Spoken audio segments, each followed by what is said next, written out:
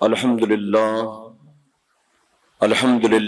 رب العالمین والعاقبۃ للمتقین والصلاة والسلام علی سید الانبیاء والمرسلین اما بعد فاعوذ باللہ من الشیطان الرجیم بسم اللہ الرحمن الرحیم یا ایہا الذین آمنوا اتقوا اللہ وَكُونُوا مَعَ الصَّادِقِينَ صدق اللہ مولانا العلی العظیم۔ پڑھیں الصلاة والسلام علیک یا رسول اللہ، الصلاة والسلام علیک یا حبیب اللہ،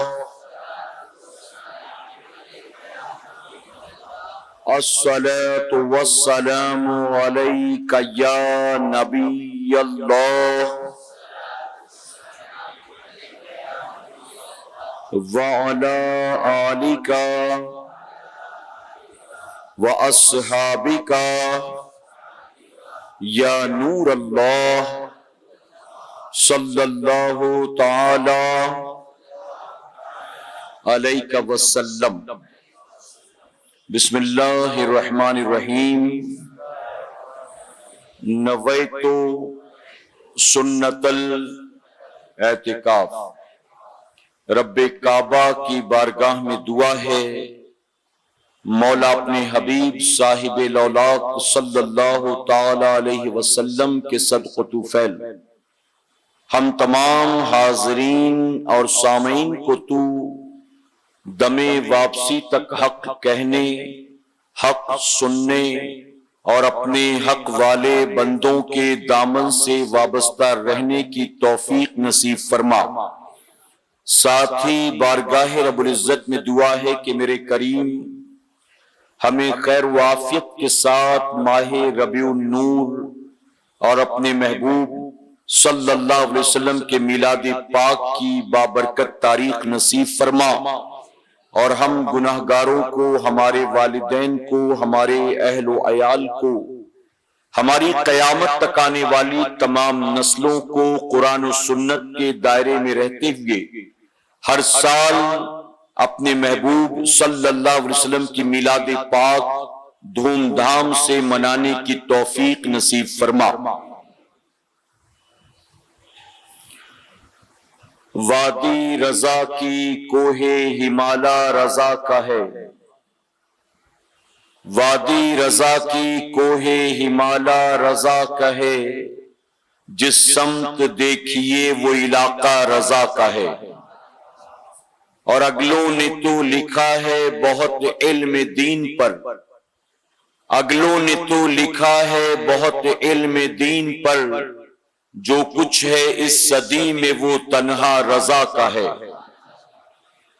اور کسی شاعر نے بہت خوب کہا، نبی کے عشق میں جو بھی اسیر دام ہوتا ہے، نبی کے عشق میں جو بھی اسیر دام ہوتا ہے، اسی کے نام کوثر کا چھلکتا جام ہوتا ہے۔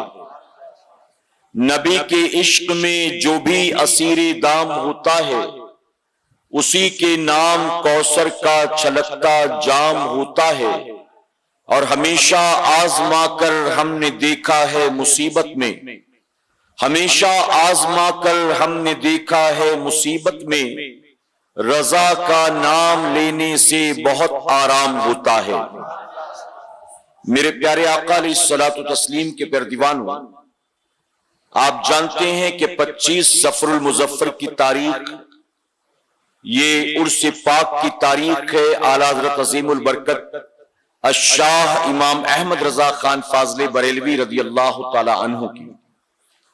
عالمی تحریک سنی دعوت اسلامی کے ہفتہ واری مرکزی اجتماع میں آج انشاءاللہ ہم اور آپ اپنے ایمان و عقیدے کے محافظ اعلیٰ حضرت عظیم البرکت الشاہ امام احمد رضا خان فاضل بریلوی رضی اللہ تعالیٰ عنہ کی بارگاہ میں خراج عقیدت پیش کریں گے، اس نیت کے ساتھ اللہ اپنے ان محبوبین کی محبتوں کا صلہ ہمیں دنیا اور آخرت دونوں جہاں میں نصیب فرمائے۔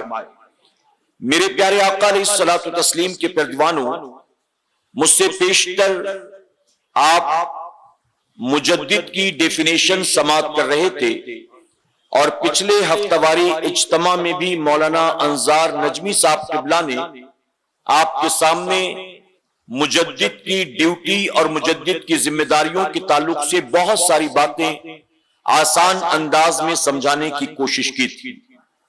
حضور اکرم صلی اللہ علیہ وسلم کے فرمان کا مفہوم یہ ہے کہ ہر صدی کے آخر میں اللہ اپنے ایک ایسے بندے کو پیدا کرے گا جو دین کے اندر موجودہ خرابیوں کو دور کرے گا، دین کے چہرے کو سنوارنے کا کام کرے گا، اور دنیا اسے مجدد کے نام سے یاد کرے گی۔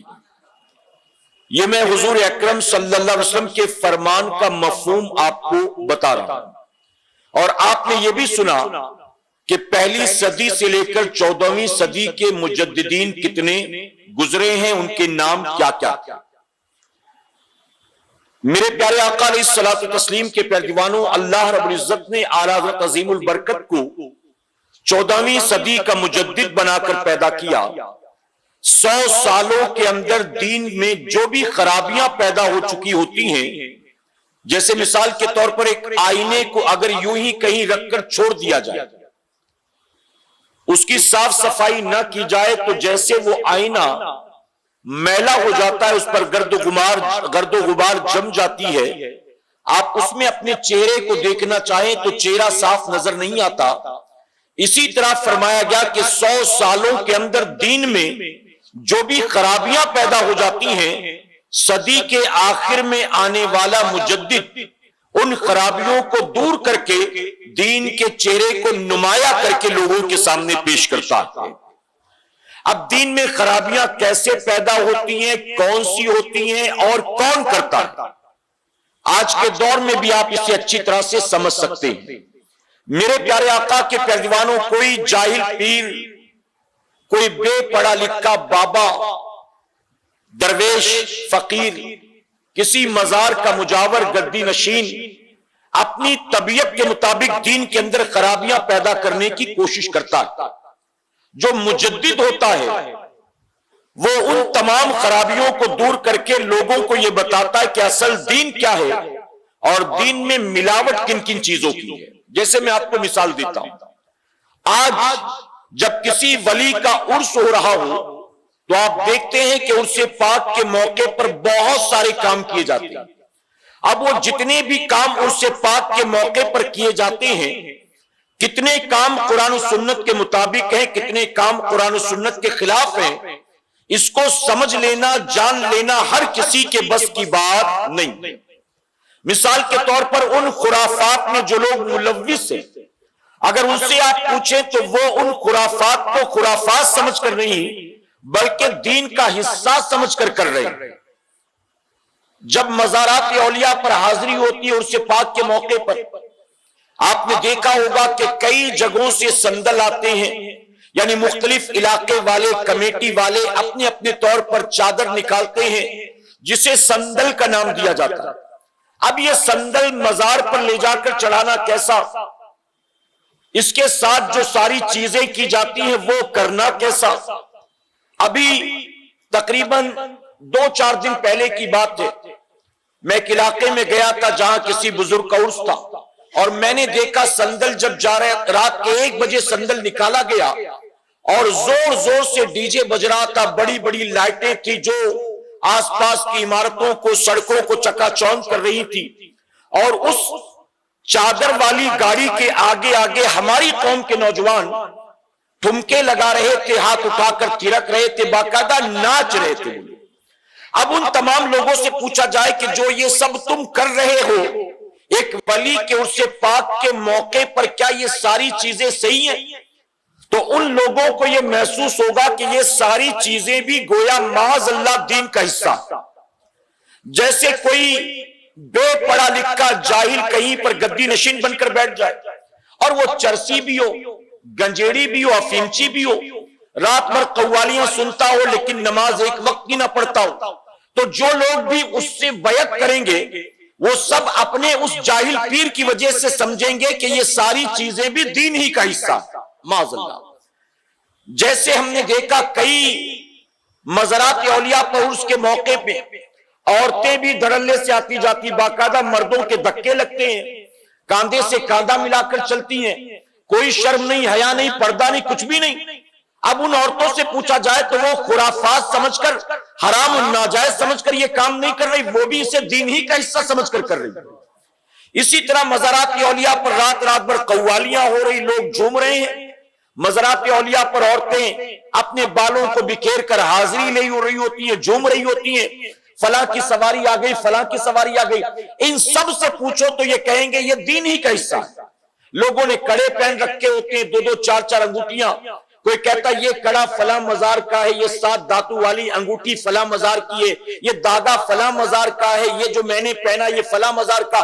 اب یہ ساری چیزیں جو ہم اور آپ کر رہے ہیں اس کو ہم نے دین کا حصہ سمجھ رکھا ہے۔ تو مجدد کا کام یہی ہوتا ہے اصلی اور نقلی کو لوگوں کے سامنے واضح کر دیا۔ اعلیٰ حضرت عظیم البرکت نے کوئی یہ نہ سمجھے کہ پوری زندگی صرف رد وہابیہ ہی کیا ہے۔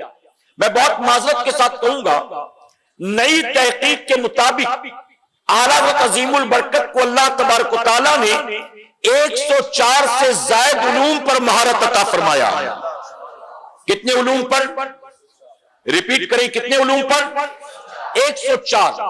لیکن اعلیٰ حضرت عظیم البرکت کے نام پر جہاں بھی جلسے ہوتے ہیں، 2 چیزوں پر سب کی توجہ دلانے کی کوشش کی جاتی ہے۔ ان کی نعتیہ شاعری، کیا نعت لکھی ہے، ہر شعر یا تو قرآن کی آیت کا مفہوم ہے یا تو کسی حدیث کا ترجمان ہے، ہم اس پر پورا زور دیتے ہیں، آپ کی لکھی نعتیں۔ اور دوسری چیز، اعلیٰ حضرت نے فتوے دیے، آپ نے کہا اس کے ساتھ کہو گے تو اسلام سے خارج ہو جاؤ گے، اس کی عیادت کو جاؤ گے تو اسلام سے خارج ہو جاؤ گے، اس کے جنازے میں شریک ہوگے تو تمہارا نکاح بھی جاتا رہے گا، اس کے یہاں رشتہ داریاں کرو گے تو تم اسلام سے خارج ہو جاؤ گے۔ جب گھما پھرا کر ہر محفل میں ہمارے علماء یہی 2 باتیں بیان کرتے ہیں تو سنیوں کو بھی لگتا ہے کہ امام احمد رضا نے پوری زندگی صرف 2 ہی کام کیا ہے، یا تو نعتیں لکھی ہیں یا تو لوگوں کو اسلام سے خارج کیا ہے، یہی 2 کام کیا۔ میں کہتا ہوں جو 104 علوم ہیں ان میں سے 2 باتیں بیان کی جاتی ہیں، باقی 102 کون بیان کرے گا؟ شیعہ کرے گا، بوری کرے گا، چکڑالوی کرے گا، کون کرے گا؟ ہم خوش عقیدہ سنی مسلمان اپنے آپ کو فخر سے بریلوی کہلاتے ہیں، اعلیٰ حضرت عظیم البرکت کے ماننے والے۔ اگر ہم عوام کے سامنے یہ باتیں نہیں بتائیں گے تو یہ بتائے گا کون؟ مجھے بہت تکلیف ہوتی ہے یہ کہتے ہوئے، میں ساؤتھ کے بہت سے علاقوں میں جاتا ہوں، ایسی ایسی جگہوں پر کہ جہاں پر باقاعدہ خوش عقیدہ سنی مسلمان میلاد بھی مناتے، 11ویں بھی مناتے، چھٹی بھی مناتے، عرس بھی، چادر گاگر بھی، سندل بھی، سب کچھ، لیکن اعلیٰ حضرت عظیم البرکت سے ان کو بڑی الرجی ہے۔ کہیں کہیں تو ہمیں ایسا کہہ دیا جاتا ہے کہ مولانا اعلیٰ حضرت کا نام مت لیجیے گا۔ ہم کہتے کیوں؟ کہتے کیونکہ ہمارے علاقے میں فلاں سلسلے کے لوگ زیادہ ہیں اور ان لوگوں کو اعلیٰ حضرت سے پرابلم ہے۔ اگر آپ اعلیٰ حضرت کا نام لیں گے تو وہ اٹھ کر چلے جائیں گے، اگر آپ اعلیٰ حضرت کا نام لیں گے تو وہ ہم سے دور ہو جائیں گے، پھر آئندہ ہمارا سپورٹ نہیں کریں گے۔ میرے پیارے آقا علیہ الصلوۃ والتسلیم کے پیارے دیوانوں، میں بہت معذرت کے ساتھ کہتا ہوں، جتنی بھی خانقاہ والے یا جتنے بھی سلسلے والے اگر ان کو اعلیٰ حضرت عظیم البرکت سے پرابلم ہے تو میں ذمہ داری کے ساتھ کہتا ہوں، اللہ کے گھر میں موجود ہوں، انہوں نے امام احمد رضا خان فاضل بریلوی کو پڑھا نہیں ہے، انہوں نے لوگوں سے سن کر سمجھنے کی کوشش کی، اور جب سننے کی کوشش کی تو ان کو صرف ایک ہی بات بتائی گئی، انہوں نے یہ فتویٰ دیا، یہ فتویٰ دیا، یہ فتویٰ دیا۔ میرے پیارے آقا کے پیروانوں، امام احمد رضا خان فاضل بریلوی کو اگر سمجھنا ہے، میں دعوت دیتا ہوں، ہم ہماری تقریروں کے ذریعے امام احمد رضا کو نہ سمجھو، جو اعلیٰ حضرت سے بغض رکھتے ہیں ان کی باتوں کے ذریعے اعلیٰ حضرت عظیم البرکت کو نہ سمجھو، بلکہ میرے امام نے جو اپنی پوری زندگی میں 1000 سے زائد کتابیں لکھی ہیں، میں دعوت دیتا ہوں اعلیٰ حضرت کی کسی ایک کتاب کو اٹھاؤ، لائبریری سے لے کر آؤ، آن لائن ڈاؤن لوڈ کرو اور اپنی آنکھوں سے بغض و عداوت کی عینک کو اتار کر میرے امام کی کسی کتاب کا مطالعہ کرو۔ میں ذمہ داری سے کہتا ہوں ابھی تم چند صفحے ہی پڑھو گے، دل کا گرد و غبار دور ہو جائے گا اور تم بھی ماننے پر مجبور ہو جاؤ گے۔ امام احمد رضا کسی بدعتی کا نام نہیں ہے، امام احمد رضا لوگوں کو کافر بنانے والے کسی مفتی کا نام نہیں ہے، امام احمد رضا نبی کے عاشق صادق کا نام ہے۔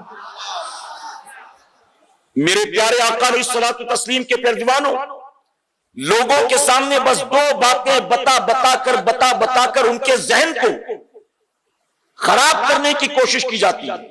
آپ جانتے ہیں پوری دنیا میں اعلیٰ حضرت عظیم البرکت کی تعلیمات سے قوم مسلم کے لوگوں کو دور کرنے کے لیے تقریباً سال بھر $7 ملین خرچ کیے جاتے ہیں، $7 ملین خرچ کیا جاتا ہے ورلڈ وائڈ اعلیٰ حضرت کی تعلیمات سے لوگوں کو دور کرنے کے لیے۔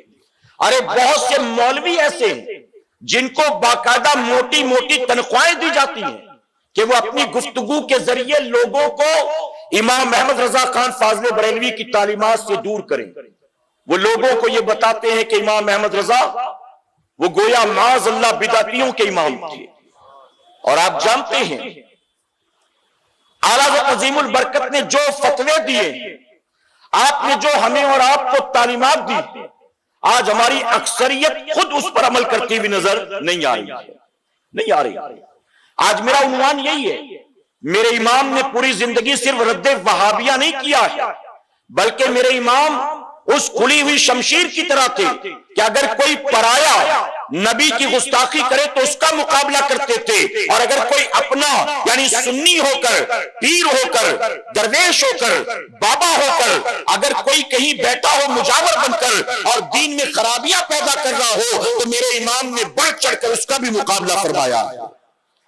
اور اسی لیے آج بھی بہت سارے سنی کہلانے والے لوگ بھی اعلیٰ حضرت عظیم البرکت کو پسند نہیں کرتے۔ کیوں؟ کیونکہ اعلیٰ حضرت عظیم البرکت نے ان کے خرافات کا بھی رد فرمایا، ان کے خرافات کا۔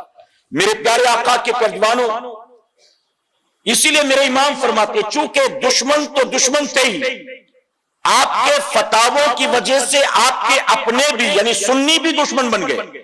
تو میرے امام نے اسی لیے کہا ایک طرف اعدائے دین، ایک طرف ہے حاسدین، ایک طرف اعدائے دین، ایک طرف ہے حاسدین، بندہ ہے تنہا شاہ تم پہ کروڑوں درود۔ بندہ ہے تنہا شاہ یعنی آقا مجھے کسی سے کوئی توقع نہیں ہے، ایسے میں بھی میں آپ کی ذات سے امید لگائے بیٹھا ہوں، یعنی میری مدد کے لیے میرا پروردگار کافی ہے اپنے محبوب کی صدقے۔ میرے پیارے آقا کے پیروانوں، اس ہندوستان کی سرزمین پر کئی سالوں سے یا صدیوں سے ماہ سفر کا آخری بدھ مسلمان دھوم دھام سے مناتے چلے آ رہے تھے۔ ابھی آنے والی ہے نا تاریخ، اس لیے میں نے سب سے پہلے اسی کو سامنے رکھا۔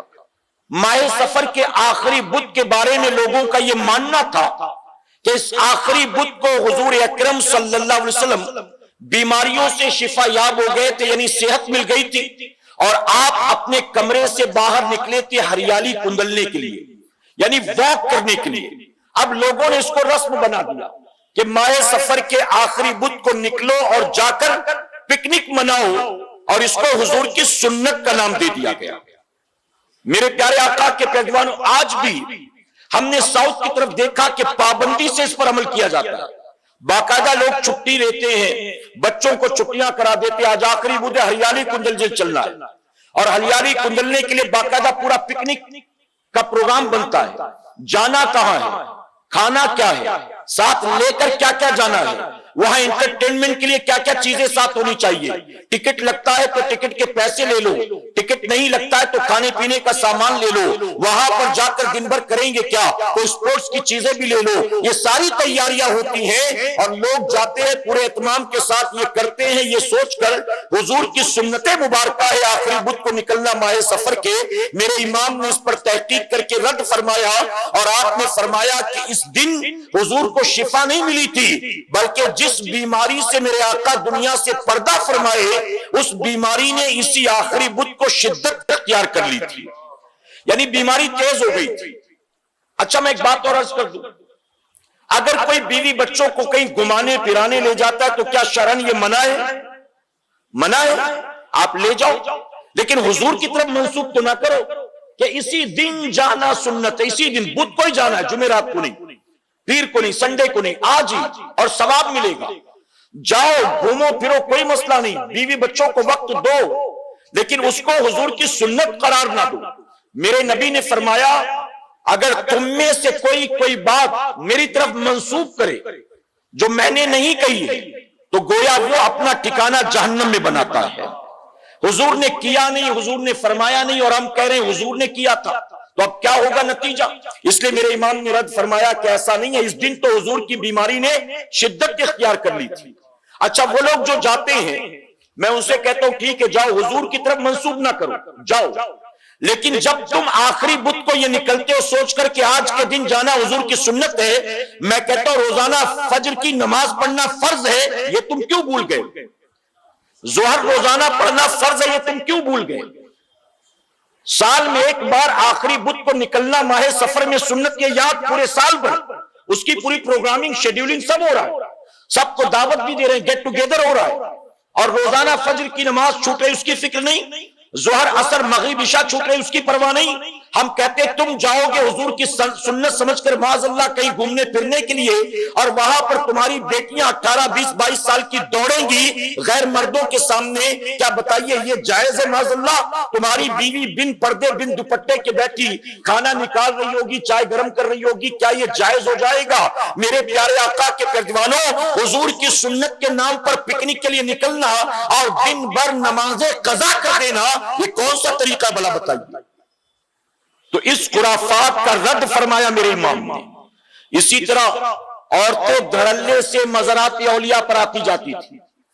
اعلیٰ حضرت عظیم البرکت سے سوال کیا گیا کہ عورت کا مزارات پر جانا کیسا؟ میں بہت معذرت کے ساتھ کہوں گا یہ فتوے میں اعلیٰ حضرت کے پڑھ کر آپ کو سنا رہا ہوں. اب تو حال یہ ہو چکا ہے کہ میرے امام کے لکھے فتوے بھی سنیوں میں بتاتے ہوئے سوچنا پڑتا ہے, یار کہیں کوئی ناراض نہ ہو جائے, کہیں کوئی بدظن نہ ہو جائے, کہیں کوئی سوال پوچھنے نہ جائے. کبھی کبھی ایسا ہوا ہے ہمارے کسی ساتھی نے تقریر میں کہہ دیا اور پھر بعد میں 10 لوگوں نے اس کو گھیر لیا, بات مار پیٹ تک کی آ گئی. میرے پیارے آقا کے پیروانوں, میں کہتا ہوں ہم بریلوی لوگ ہیں, ہم اعلیٰ حضرت عظیم البرکت کو 10%, 20%, 30% کیوں مانتے ہیں؟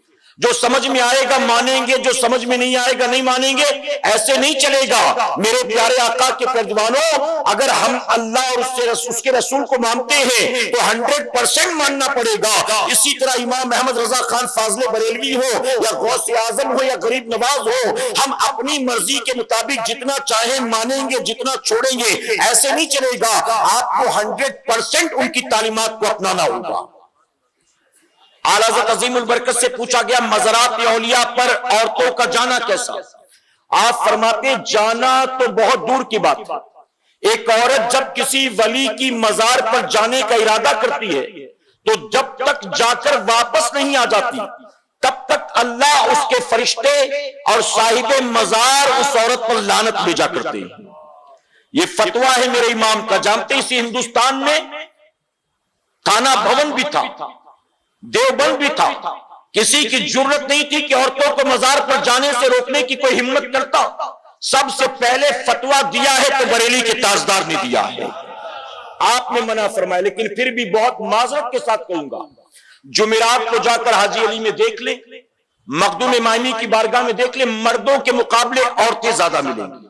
غلط تو نہیں کہہ رہا ہوں میں, باقاعدہ ہم اپنے گھر کی عورتوں کو سجا دجا کر باسی عید کو حاجی علی لے جا رہے ہیں.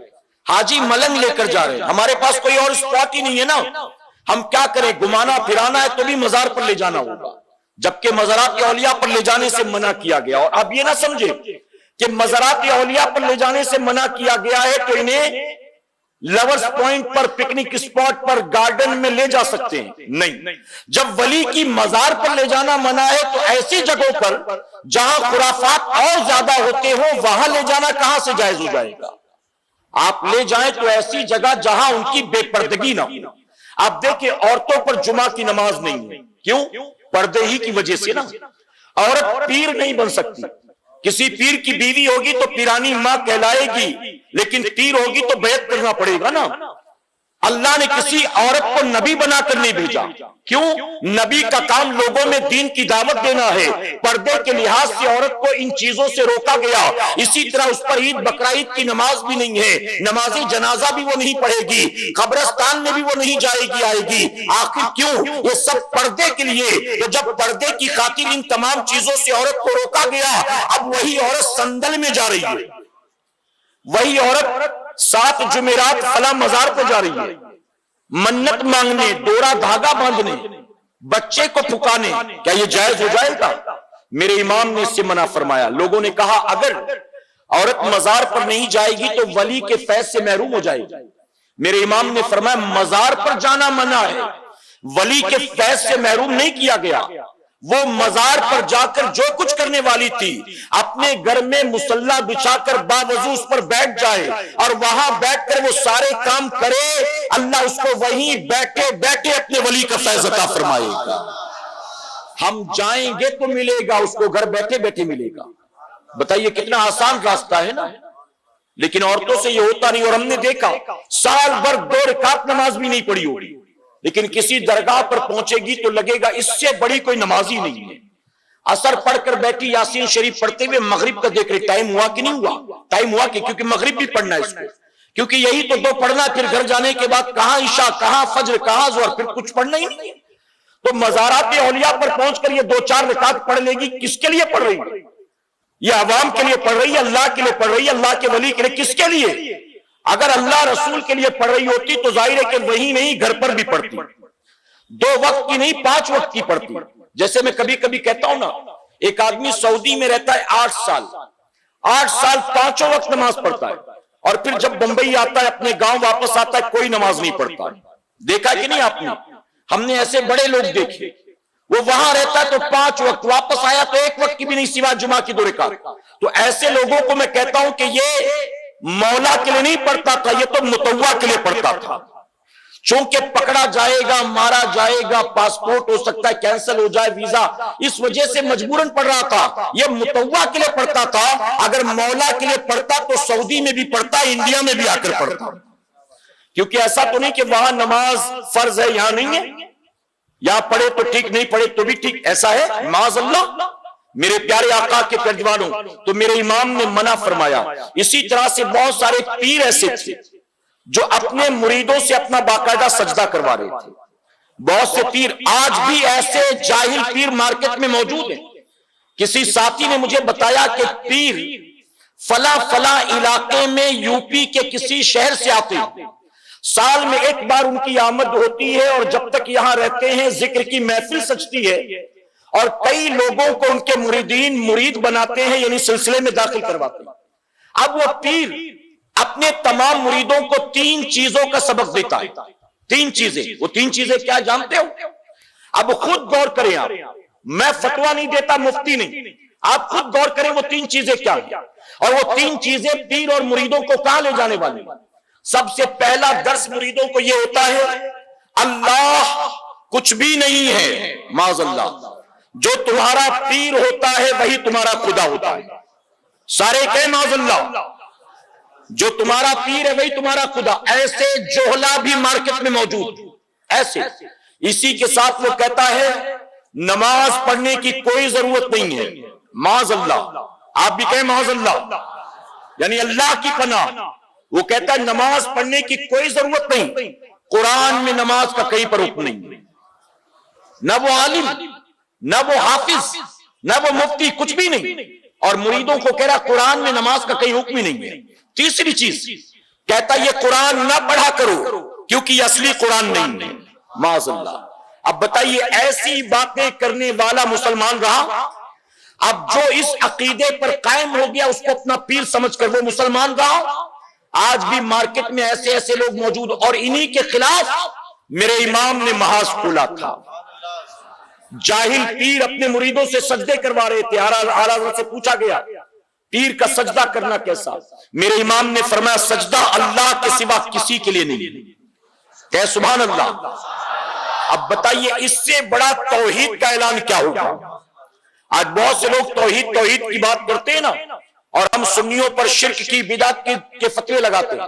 میرے امام نے فرمایا اللہ کے سوا سجدہ کسی کا جائز نہیں، فرماتے سجدے تعظیمی حرام ہے اور سجدے عبادت شرک ہے۔ سجدے تعظیمی، تعظیم سے سجدہ کر رہا ہے، اور پیروں نے کیا کہہ رکھا تھا؟ پیروں نے مریدوں کو یہ کہہ رکھا تھا دیکھو اللہ نے خود آدم علیہ السلام کا سجدہ کروایا نا فرشتوں سے، فرشتوں نے سجدہ کیا اپنی مرضی سے نہیں، اللہ کے حکم سے، اور یہ سجدہ سجدے تعظیمی تھا۔ تو جب فرشتے آدم کا سجدہ کر سکتے ہیں تو مرید پیر کا کیوں نہیں کر سکتے؟ اس طرح سے وہ لوگوں کا ذہن خراب کر رہے تھے۔ میرے امام نے کہا سجدے تعظیمی حرام ہے اور سجدے عبادت شرک ہے۔ اسی طرح سے پوچھا گیا کہ لوگ قبروں کا طواف کرتے ہیں، آج بھی بہت سے لوگ کرتے ہیں نا۔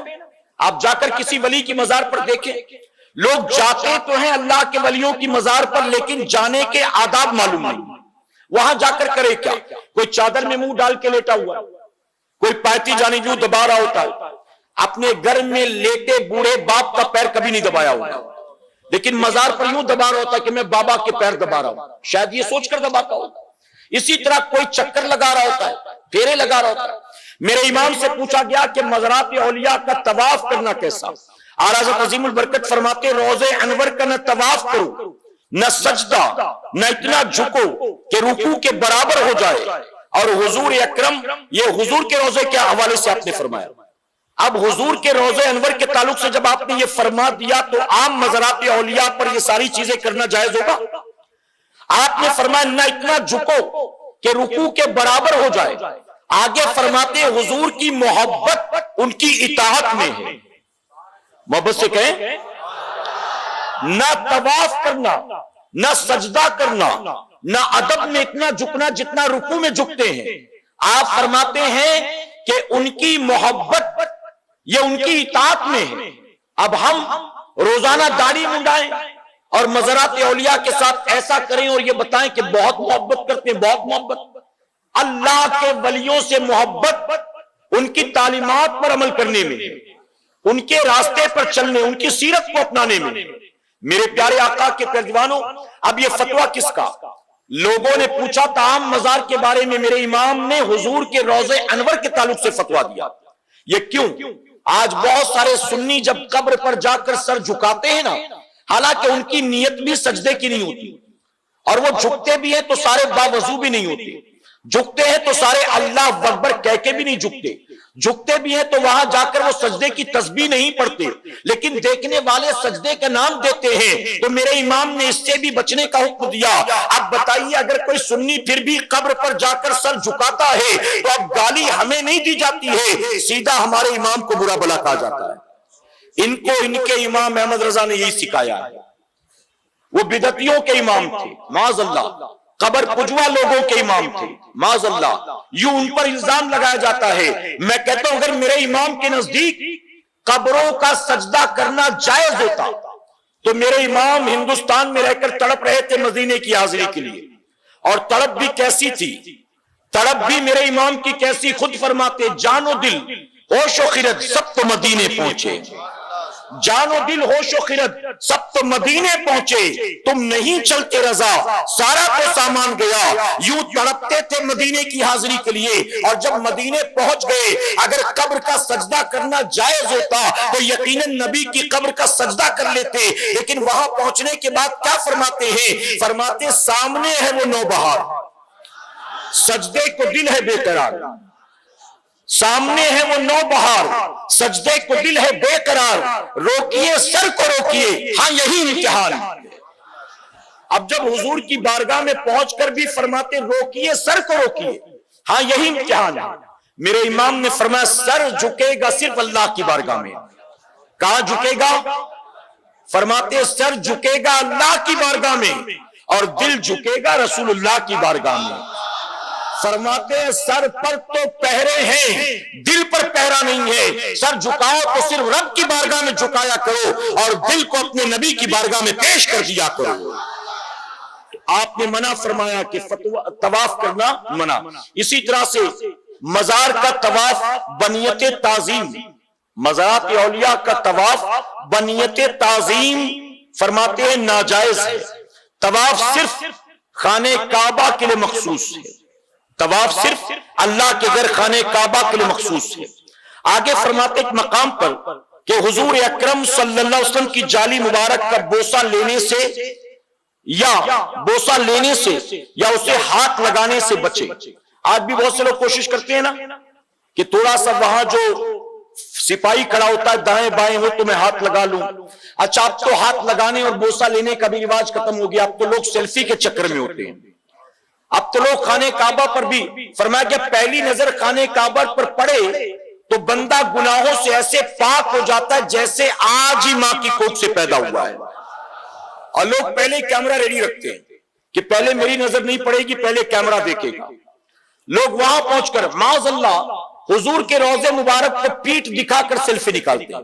حضور کا گنبد پیچھے اور وہ یوں منہ کر کے سیلفی نکال رہا ہوتا ہے، کیوں؟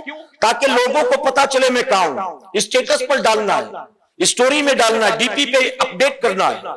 میرے پیارے آقا کے پرجوانوں، آپ نے فرمایا کہ وہاں تم بوسہ لینے سے یا حضور کے روضے مبارک جالی مبارک کو ہاتھ لگانے سے بچو، یہ ادب کے خلاف ہے۔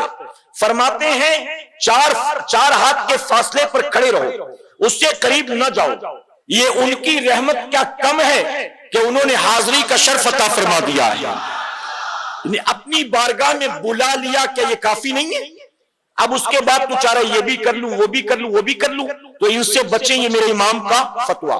اسی طرح سے کل بھی ہو رہا تھا، آج بھی فرضی مزار بنانا اور اس کے ساتھ اصل کا معاملہ کرنا، یہ ناجائز اور بدعت ہے۔ یہ ناجائز اور بدعت، فرضی مزار بنانا آج بھی بہت ساری بنی ہوئی ہے، بلکہ ہندوستان میں کئی علاقے ایسے ہیں جہاں پر غوث پاک کا چلہ ہے، مولا علی کا چلہ ہے۔ آپ ان سے پوچھو کہ بھئی غوث پاک کا چلہ یہاں پر، چلہ اس جگہ کو کہتے جہاں پر اس بزرگ نے بیٹھ کر عبادت وغیرہ کی۔ جیسے آپ اجمیر شریف جائیں تو اجمیر شریف میں خواجہ عثمان ہارونی کا بھی چلہ موجود ہے، لیکن آپ اگر تاریخ پڑھیں گے تو آپ کو پتا چلے گا کہ جب مدینہ شریف سے غریب نواز ہندوستان اجمیر شریف آئے تو آپ کے پیر و مرشد ایک بار ملاقات کرنے کے لیے آئے، تو ممکن ہے کہ یہ وہ جگہ ہو جہاں پر آپ نے رہ کر عبادتیں کی، تو یہ ان کا چلہ۔ لیکن مولا علی کا چلہ تاریخ میں ملتا ہی نہیں کہ حضرت علی بھی ہندوستان آئے تھے۔ غوث پاک کا چلہ، غوث پاک ہندوستان کب تشریف لائے تھے؟ ان چلے والوں سے پوچھا جائے تمہارے پاس اس کی کوئی تاریخ ہے؟ اچھا بعض لوگ کہتے ہیں میں وہاں سے ایک اینٹ لے کر آیا ہوں، وہاں سے اینٹ لے کر آیا ہوں، وہاں سے فلاں تبرک لے کر آیا ہوں، تو میرے امام نے اس سے منع کیا۔ فرضی مزار بنانا ناجائز اور اس کے ساتھ اصل جیسا معاملہ کرنا یہ بدعت۔ اللہ بچنے کی توفیق عطا فرمائے۔ ایک آخری چیز، میرے پیارے آقا علیہ الصلوۃ والتسلیم کے ترجمانوں، یوں تو بہت ساری چیزیں، اعلیٰ حضرت عظیم البرکت نے فرمایا مزامیر یعنی میوزیکل انسٹرومنٹس حرام، اور فرماتے اس کو سلسلے چشتیہ کے بزرگوں کی طرف منسوب کرنا یہ بہتان ہے۔ آئی بات سمجھ میں آپ کی؟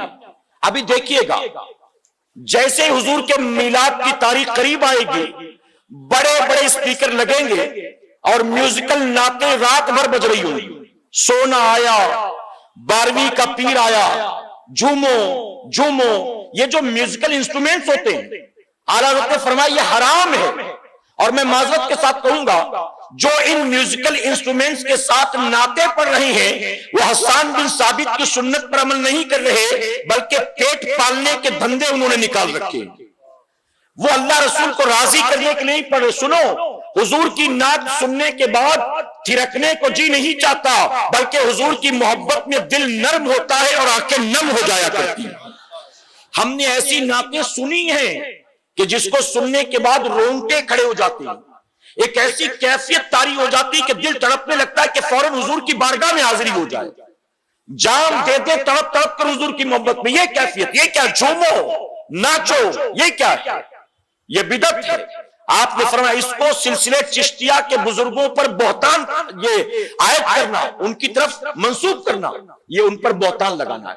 اسی طرح میرے امام نے فرمایا اگر اللہ کے ولی کی مزار پر ایک چادر چڑھی ہو اس پر اور وہ پھٹی نہ ہو، پرانی نہ ہو، تو اس کو بدلنا، اس پر دوسری چادر چڑھانا یہ بھی فضول خرچی ہے۔ آپ نے فرمایا، آپ فرماتے ہیں اس پر چادر چڑھانے سے بہتر ہے ایصال ثواب کی نیت سے انہی بزرگ کی طرف سے وہ مال غریب غربا میں تقسیم کر دیا جائے۔